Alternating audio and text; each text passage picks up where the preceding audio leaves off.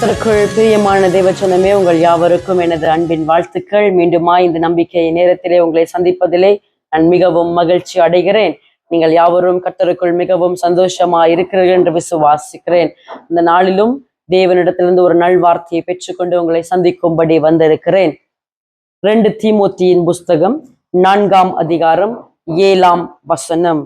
நல்ல போராட்டத்தை போராடினேன், ஓட்டத்தை முடித்தேன், விசுவாசத்தை காத்து கொண்டேன். பிரியமானவர்களே, நீங்கள் போராடுகிறது இந்த உலகத்திலே நல்ல போராட்டமா இருக்க வேண்டும். உலகத்திலே அநேக உபத்திரவங்கள் உண்டு, ஆனாலும் திறன் கொள்ளுங்கள், நான் உலகத்தை ஜெயித்தேன் என்று கர்த்தராகிய இயேசு கிறிஸ்து நமக்கு முன்னோடியாய் ஓடி அநேக உபத்திரவங்களை கடந்து சென்றார். அதே போல இன்னைக்கு கிறிஸ்தவர்களாய் வாழ்கிற உங்களுடைய வாழ்க்கையிலும் என்னுடைய வாழ்க்கையிலும் அநேக உபத்திரவங்கள், அநேக போராட்டங்கள் நடந்து கொண்டிருக்கிறது. எல்லா போராட்டத்தையும், எல்லா உபத்திரவத்தையும் ஜபத்தோடு கூட, தேவ ஆலோசனையோடு கூட நீங்கள் நல்ல போராட வேண்டும் என்று சொல்லி உங்களுக்கு நான் ஞாபகப்படுத்துகிறேன். நீங்கள் ஓட்டத்தை விசுவாசத்திலே முடிக்க வேண்டும்.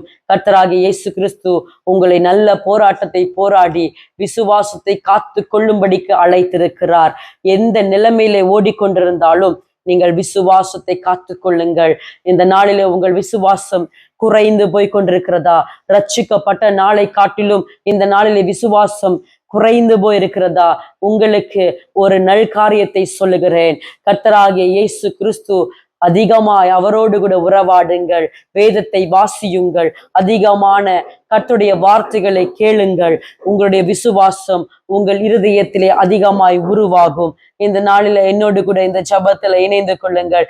கர்த்தர் உங்களுடைய விசுவாசத்தை புதுப்பிக்க வல்லவராயிருக்கிறார். நீங்கள் நம்பிக்கை இழந்து போன, நம்பிக்கை அற்ற நிலைமையில இருந்தாலும் கர்த்தர் சகலத்தையும் புதிதாக்குவார் என்கிற ஒரு நம்பிக்கை, ஒரு விசுவாசம் இந்த நாளில உங்கள் இருதயத்திலே உண்டாகட்டும்.